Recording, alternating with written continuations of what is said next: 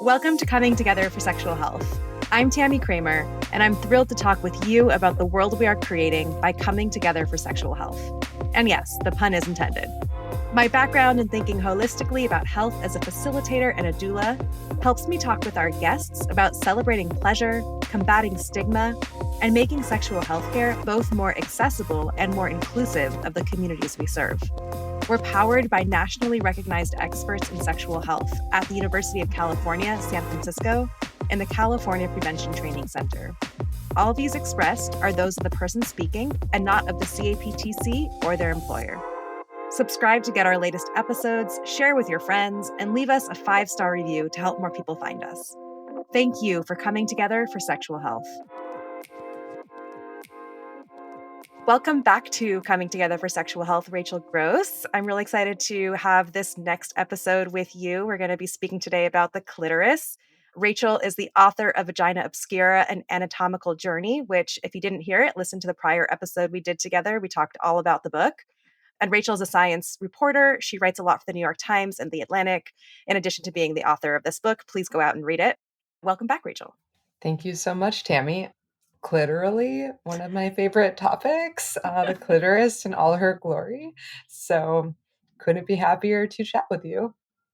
I'm so excited to talk about the clitoris today. I realized when we were planning for this show that I don't know that we've talked about the clitoris at all yet on Coming Together for Sexual Health, which is just like kind of mind-boggling. Yeah, that's shocking. It You probably is. talked around it. You probably circumambulated. It's kind of like the center of sexual health to me. I mean, maybe I guess it was the foreplay to this conversation, that like Yeah, circling exactly. around. I mean, because we've talked about pleasure. Now it's time for some direct stimulation. That's great. Yeah, I mean, and I think, it's something that in the world of public health that I'm in, we talk a lot about wanting to be very sex positive. We talk about wanting to support people in their pleasure and remember to include that in our thinking about sexual health and sexual health care. But I recognized through our preparation for this that there's not a lot of times that we really get into those details, at least in the work that I have done. So excited to jump in. Same. I mean, that kind of makes sense to me though, because it's kind of like you are assuming that sexual activity is happening and hopefully people are having a good time and hopefully that involves their clitorises, but you're looking at like the sequela and the things that can go wrong and like the larger public health effects. So maybe you're not specifically discussing the root of everything that's happening, I guess. Mhm. Yeah, and I think that, people's queasiness around speaking about sexual pleasure and the clitoris and vaginas extends into this work too. And of course, if patients come in and their clients come in and they're not feeling like that's an easy conversation for them to have, it can be challenging for a provider to even bring that up. And sometimes it's appropriate, sometimes it's not called for, Mhm. but I think it can be challenging to figure out like when we can really address, are you experiencing pleasure? Are you having orgasms? Yeah, absolutely. And like part of it is the expectations we've set up. Like, what do you expect when you go into your regular gynecology appointment? You expect to get a pap smear and maybe get your IUD checked on, or ask about fertility stuff and see if you have any STDs. I just think on both sides, there is a total chasm of where is it appropriate in medicine to talk about pleasure, orgasm, and like sexual function, and that's a lack that I think is just being addressed now. Well, let's get into building that bridge over the chasm. Can you share with us what are the basics of the clitoris? Where does it come from? What does it look like? What does it Ooh, do? yes, absolutely. Okay, so let's just start with what the clitoris is and what it is not. When I came into this book project and speaking to many of the researchers and patients I've talked to, everyone kind of had this understanding that the clitoris is this part that you can see and touch. Sometimes it's called like pea-sized, which I really hate, but it's this like mound or button between your legs that is between the labia or the lips of the vulva, which is the outer part of the genitals. And as I got further in my research, I realized that actually that part that you could see and touch is only the tiniest bit of the tip of this iceberg. It's literally 10% of the clitoral tissue. It's like the head of the penis. So just imagine there's more than two-thirds of the penis that is not the head. So yeah, if you do a cross section, you'll see that there are these columns of erectile tissue. So this really spongy vascular tissue that can swell with blood and is actually very richly supplied by arteries and blood vessels. And there are these two teardrop shaped bulbs that hug the vagina and the urethra. And then there's these two arms of the clitoris that are like 3.5 inches long on average. And both of them are made of erectile tissue. So that really is similar to the interior of the penis. And I only say that because people are familiar with it, but it's its own magnificently shaped and sized structure. The wings, where do those sit? They go against the pubic bones. It is a structure that's in several different planes. It's always easier to, like, show imagery with this, and I do have a video on Scientific American that has a 3D glowing clitoris above my head, if you have show Nice. notes or anything. So, yeah, I realized this challenge when I was writing a textbook about anatomy to describe, like, 3D structures can be challenging, and is another reason why textbooks can be really lacking in their descriptions and imagery of the clitoris. And really, a lot of medical textbooks still point to the head or the glans clitoris, again, 10% of the iceberg, and say, that's it, that's the whole organ. But yeah, it's a pretty extensive kind of underground structure full of nerves and erectile tissue, and it interacts with every part of the pelvis. It's really squeezing the vagina, it's interacting with the urethra, and by extension, the bladder, and it's kind of puffing up underneath the vulva. So the clitoris is the center of everything, as I think of it. And can you talk about how the sensation from the clitoris relates to sensation from other parts of the vulva? So I think of everything as working as a system. And if you look at the history of anatomy, there's this tendency of largely male anatomists to kind of point at these individual parts of the system and say, ah, this is the function of this part of the vulva. And they kind of fragment the system. And I think as a result, make us think of our genitals as these individual parts and not this smoothly working universe. So I guess going along with the fact that the clitoris is larger and more extensive than we appreciated before, it is also touching all these different parts. So again, like the vagina, which is the muscular tube, sits parallel to the urethra, and then both of them kind of open into the vulva, which is the outer part. So the clitoris is touching all of these things, and it's very dynamic. So if it is swelling and erect, then it's causing the labia to puff out, or it's like squeezing on the vaginal canal. So basically, you can feel sensations anywhere and everywhere. Anatomy is beautifully different. I like to borrow Darwin's phrase of endless forms most beautiful when describing people's bodies. But usually those sensations often they go back to the clitoris because that's like the primary erectile tissue in the area. So it's the primary organ of pleasure and orgasm. Mhm. So when there is stimulation in the vagina, can you talk about like how much of that pleasure might be coming from the clitoris versus other things? I know this is an area that's often misunderstood. Yeah, and honestly, kind of still under debate in some ways, which is mind blowing. So, Alfred Kinsey, one of the OG American sexologists, did a lot of experiments on this. So, through having researchers touch women's genitals, their clitorises and vaginas with a Q-tip, Very sexy tool. yeah, hot. I mean, everybody lubricates when they think about a Q-tip. Yeah, absolutely. Right, they found that the vagina was like, quote, "an insensitive orifice," and the clitoris was, full of nerve endings, incredibly sensitive. So with that conclusion, you would assume that it's the clitoris kind of being stimulated through the walls of the vagina or through the vulva, but there are many different understandings of this, so the G spot is still hotly debated and researched, and one of the conclusions that I wrote about in the book was that basically the G spot is where the arms and the bulbs and the body of the clitoris come together. So it's kind of like, I don't know, the hinge where everything connects. And so you would expect it maybe to have some very intense sensations because it's all these different erectile tissues. And there are also some important glands down there, which we don't know enough about. So potentially the G spot is like the back of the clitoris that is felt on the back wall of the vagina. I think everybody's bodily sensations are valid and they can be distributed very differently, but that's I think, a really good explanation for the G spot phenomenon. Hmm. And how about when someone with a vagina ejaculates? What do we know and not know about what that ejaculate contains? Oh, yeah, that's how we first came to the question of the G spot. So there is this sexologist, Beverly Whipple, who was a nurse practitioner, and she was working with women who had urinary incontinence, and she noticed that some of them actually produced fluid only when they were orgasming. And this led her to ask what is creating the fluid, and it wasn't pee, it wasn't urinary. So where was it coming from? And our best understanding is that it is a combination of fluids from those different glands and maybe like natural lubrication as well. But yeah, I don't know. It is kind of mind blowing that I don't have a better answer for you. We're still working on female ejaculate. And again, I think the fact that some people have this experience and some don't speaks to the beautiful spectrum of anatomical variation. Hmm. Can you describe how orgasm happens?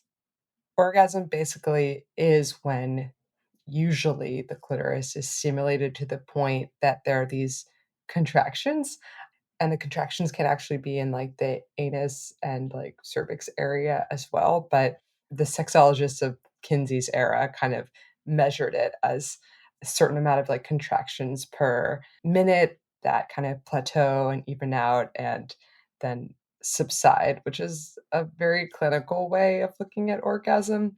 It's also, described often as kind of this point of no return where stimulation, like, gets to the point that there's a huge release, which I kind of like better, and there's so many emotional components that could go into it as well.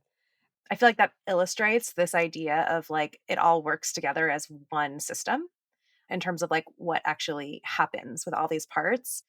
And I thought it'd be interesting to talk a little bit about in your book, you talk about the genital tubercle. I'm not sure if I'm pronouncing that correctly.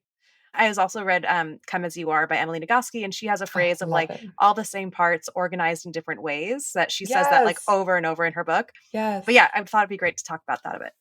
Yeah, I love that too. Sometimes I say burrito and taco because it's, like, the same ingredients, just organized slightly differently in a different configuration, and I love both those foods.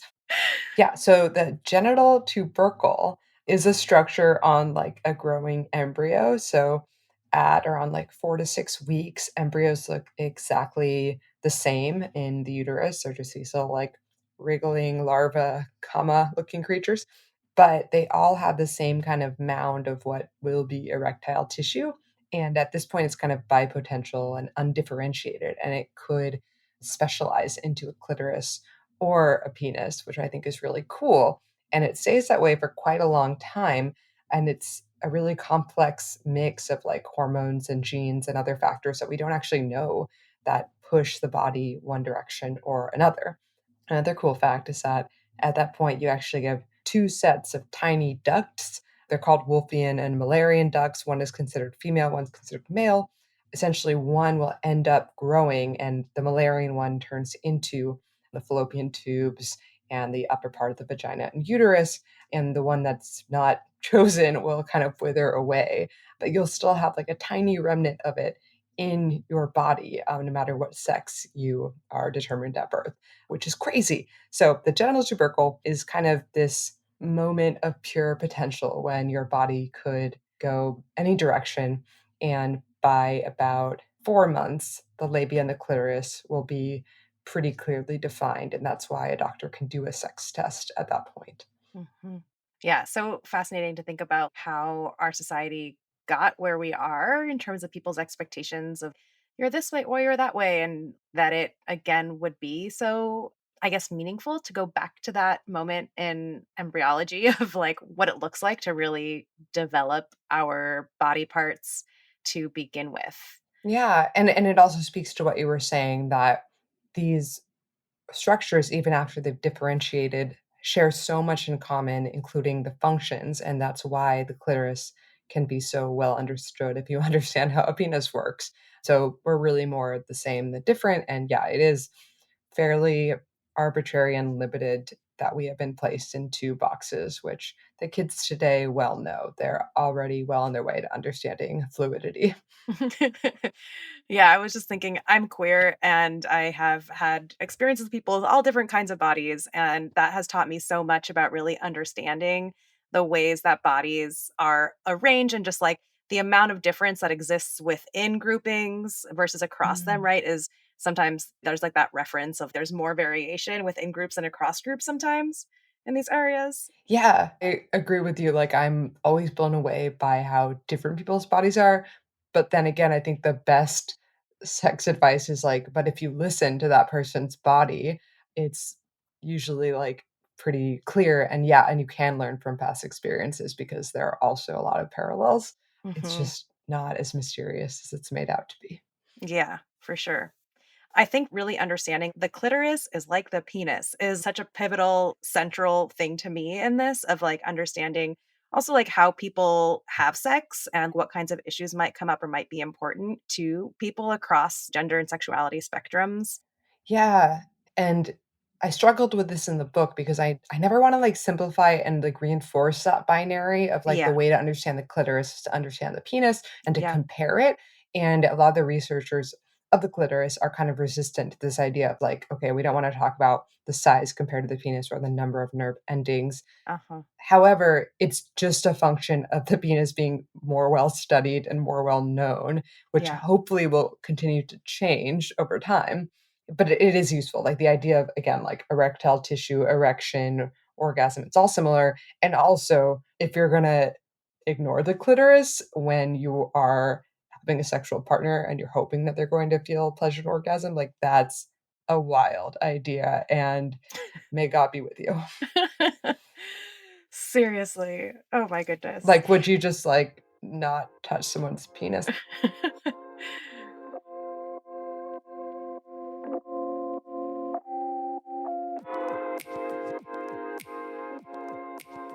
One of the things getting into the direction of like the clinical aspects and public health conversation here, in our pre conversation, you were talking about how physicians who work on gender affirmation surgeries are some of the folks that understand this anatomy best. Can you talk a little bit more about that? Yeah, so I just mentioned, like, the number of nerve endings in the clitoris, and there are a lot of memes going around. One of my favorites is it's like, "The clitoris has 8,000 nerve endings, but still isn't as sensitive as a white man on the internet." Anyways, while the spirit is true, the number is not. So even though it's debatable how much you wanna compare the 2, the fact remains that nobody had actually counted the nerve endings for, like, a mind-blowing number of decades until, I think, 2022, which is when a gender affirmation surgeon named Dr. Blair Peters and a vulva specialist named Dr. Maria Uloko decided, "Oh, we actually have clitoral tissue from people undergoing gender affirmation surgeries. We have the ability to count under a microscope. Why don't we just do this?" And they came out with a number. It was 10,280 nerve endings, which is significantly more than the memes suggested. And, take it with a grain of salt because that clitoris did have testosterone treatments. We can't be sure of the applicability to all clitorises. But what was realized then was that we were working with an old number that came from, I think, one study in the 1970s on cows. And that was just copy pasted for decades as like close enough, humans, cows, whatever. First of all, cows have clitorises inside their vaginas, which is a wild innovation and would make penetrative sex much more pleasurable. Oh. So we definitely should not be relying on their clitorises as an analog. Anyways, so the reason this could be done was because of gender affirmation surgeries and innovations in that field. And I did speak to a lot of gender affirmation surgeons, but one I profile in the book specifically, she actually commonly says that the penis is just an overly large clitoris, actually, and that it's all the same parts. And that's what allows her to do her job and craft clitorises out of penises, most typically, is what her job is. So she like understands very intimately how the erectile tissues relate to each other, and that allows her to kind of have fluidity between the 2 types of bodies. Yeah. And so that was mind-blowing to me. The other thing that I realized was that gender affirmation doctors and, like, trans health doctors really understand hormones at a much broader level because they work with all types of hormones. They've seen the effects of hormones on many different types of bodies, and they think of them outside of just like menopause or fertility. They're thinking of the whole person and their goals. So they don't have this narrow focus as like you are a set of diseased organs and maybe I focus on one of those organs, which a Yeah. lot of Western doctors do. They're kind of asking like, what do you want out of your body? What kind of embodied experience do you want? And how can I help you reach those goals? Hmm. And that's another reason I have compared them to menopause doctors and written about that parallel because ideally that's what someone focused on menopause is asking you is like, Mm. you're approaching this life transition. What would you like out of your body? How would you like to feel? How can we get you closer to that? And how can hormones be part of it, perhaps? Yeah, I think menopause is one of those areas too that I'm just so excited to see more research happening on. I'm grateful that I will be coming of age into menopause at a time where, more research will have been done Same. because it's so understudied and it's amazing to again these areas that are so obfuscated in our society. Relevant to your field, I really wasn't seeing conversations happening when I started this book about sexual function, orgasm, and arousal after menopause and after cancer treatment. And now I am. And I think that's really cool. I remember reading about and talking to women who had had like reproductive cancer treatment, and their doctors said nothing about the fact that they would enter menopause abruptly and that they would have a total hormonal dip and that it would change their genitals and that there was things that could be done about that. And so they were given absolutely no warning about how their sexual function would change. And that's crazy omission and just one example of the kind of consequences of not talking about sexual health. Yeah. And now I think, I don't know, those taboos have been breached. And fortunately, we're having those conversations. And I think most importantly, seeing the connections between them, how there are many hormonal transitions in life and across different bodies. And we can learn from that in order to take care of everyone's sexual health and function. Yes. Yeah. And that's, I think, a great transition to talking about some of the potential problems that can come up in a clinical setting and some of the things that we'd like to be thinking about or learning about in terms of care around pleasure and the clitoris. Yeah. So, as I think I mentioned earlier, one thing that people say across the board is that nobody asks about their clitoris in their typical gynecology appointment. And sometimes that's okay if you're there for a different reason or you're just getting a checkup. But it then begs the question like, where in medicine are we talking about clitorises or making sure that they're healthy and getting the attention they need and that people can ask like questions about sexuality and function and changes in orgasm. So like I admit this is a tricky problem because gynecology has a really dark history and I totally understand practitioners want to be super aware and sensitive to that, but I wonder if there's a way to at least like open the conversation up about asking people like, if there are other sexual concerns or problems that they want to talk about or questions just about sexual anatomy that doesn't put the onus on the patient, but opens the conversation to say, this is okay to talk about. And I do have knowledge if you want to use me as a resource. Obviously, this requires a provider to have that knowledge, which is another story. My other thought is I work with a group called Tight Lipped, and it's a pelvic pain, vulvovaginal pain advocacy group that's kind of changing medical education to better incorporate like an understanding of these conditions. And a lot of the people in the group have vulvodynia and similar forms of pelvic pain. And Mhm. they often say, like, they've never had a full pelvic exam that has addressed this. So again, the doctors are just going up the canal for the pap smear situation and not Yeah. noticing like this immense sensitivity that might be happening in the vulva or the entrance to the vagina that is really clinically important and important to someone's quality of life. And it's really, really easy to learn how to do a vulva exam. It does involve a Q-tip, unfortunately, but it takes literally 5 minutes, and I've seen many doctors perform one. So there's that. And then there's also the really deep rooted tendency in gynecology to assume that sexual problems are psychological in nature. And there's a lot of different ways that this happens, some more like subtle than others.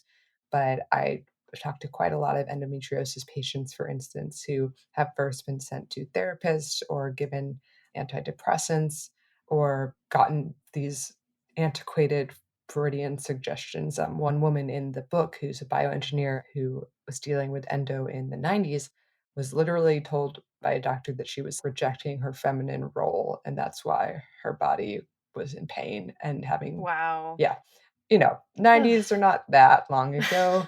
But I think it's a real difficulty for patients to push back on those kind of interpretations and ask for actual like medical and biological interpretations to their pain. And once you've been dismissed, once you kind of close up and you start to gain a distrust, obviously, in the medical system. So a lot of factors at play. Yeah. That work around vaginal pain or pelvic pain, however we describe it or think about it in vulvodynia, is so important and something that, like many of these other issues or conditions, something that like I know through my personal life impacts many of the people who I love and care about at different stages of life. And the degree to which we don't really cover that and just assume, well, just go home and do sex better, do sex differently. Like, Drink a glass of wine or use yes, this dilator. take a bath.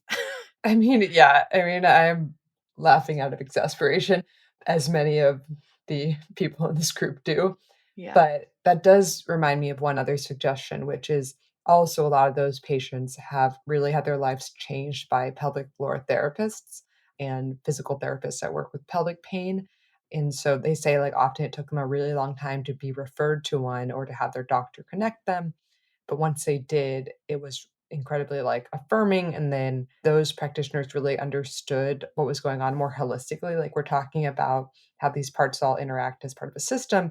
Sometimes the pelvic floor and the tightness of that muscle affect things as far away as back pain Mm, and your shoulders mhm. and radiate out to other parts of your body. So Yeah. I think if I were a doctor, I would definitely want to be friends with some pelvic floor therapists and refer to them a lot. Mhm. I also love thinking about it in the context of physical therapy in the sense that, like, yes, this is a body part. Like other body parts and muscles, it can become tight. And there are relationships between these different soft tissues that we have in our bodies. Exactly. Yeah. And that is how I'm starting to think of it. The pelvic floor was almost its own chapter in this book. And, maybe that's for book number two. But the idea that it's like a hammock for all your organs, it's like the bowl in which the pelvis and its viscera sit. And this idea that, like you said, it can just become tight like any other muscle, and you might not even realize it. If you think about it and try to like relax your pelvic floor, you might realize that you are holding onto it tightly right now. And maybe you do when you're anxious, and maybe it affects how often you urinate. And I'm Mhm. just like, we just don't think of this. I remember being really blown away by learning that in France, literally when you're pregnant, you're assigned a pelvic floor therapist for after birth. It's Wow. dynamic. There's stuff you can do. You're not, like, fated to have pelvic floor problems. Right. So, yeah, I wanna find one now. I feel like there could be good tips for all of us. So, if you kind of imagine being in a provider role and merging that with your understanding of vaginas and clitorises, but particularly the clitoris, what would be your quick pitch on clit care? Aw, I love that idea. As a person with a clit, we can do more, I think, to look at ourselves, like the feminists of the 1980s in the women's health movement, and, like, we can do a examination like you're told to for breast health and think about your clitoris even when it's not involved in sex or causing you direct issues. I'm thinking of like grand rounds. So when all the providers like meet in the morning and sometimes like learn something new before shifts, if you could just have like a really interdisciplinary and fun session on clitoris health and how the clitoris is both clinically important and connected to all these other body parts, I feel like that could be really transformational and again, really fun. You just gave me this image of getting one of those life-size clitoral models into everyone's little mailboxes. Oh my god, exactly. I mean, it's not that crazy. Like, I used to 3D print clitoris models at MIT, and my friend Sophia Wallace is a clitoris artist here who makes clitoral sculptures around town. Oh, I love that. But yeah, and we've done like events where we do like sexual anatomy Jeopardy, where you learn like mind blowing facts about the clitoris and other body parts. And like the intent is not just to get fun facts, but to rethink your own body. So maybe that's what I would do. I would bring my sex jeopardy into various hospitals. That would be a great grand rounds. I would love that. I think I've probably done that once or twice. I was also blown away in like holding the clitoris model. That's basically like the size of your palm. Yeah, it's very substantial, and I do think that can kind of change the way you think about your own body too, because it's really just minimized in so many different ways, including through medical education, and you're taught to think of it as something small and diminutive, even if that's unconscious. So to Yeah. realize that it's pretty extensive, I don't know, and it like you can feel it too when you think about it. So Yeah. Well, to close us out, I like to ask every guest the same question, which is what's one thing you hope we can create by coming together for sexual health? I mean, the fact that we are talking right now and that conversations about the clitoris and menopause and sexual function through many types of like hormonal transitions are happening to me gives me hope. Something that really struck me in writing this book was how siloed different fields of medicine are. And sexual health actually is a field that is incredibly interdisciplinary, that does consider a person as like a whole being and connects to so many different fields. So it's an incredible opportunity to think about hormones and organs and urology and all of these different things that are happening at the same time in the same body. So fascinating to look at it from all those perspectives. Thank you again, Rachel, for coming on the show. For those of you who are listening, please check out Vagina Obscura. It's a great read. Just grateful for your work, and I look forward to reading what you write in the future. Likewise, I'm so glad this podcast exists, and I'm really excited thinking about all the doctors and providers listening and thinking about how they might incorporate some of this into their work. Mhm. So, thank you for having me. My pleasure. Thanks for listening, and please follow and rate us wherever you get your podcasts to help more people find us. And hey, how about sharing this with a friend or a colleague you'd like to talk with about sexual health? Check out the show notes for the resources mentioned in this episode and the transcript of the show. Connect with us on Instagram at Coming Together Pod, on X at California PTC, and at comingtogetherpod.com.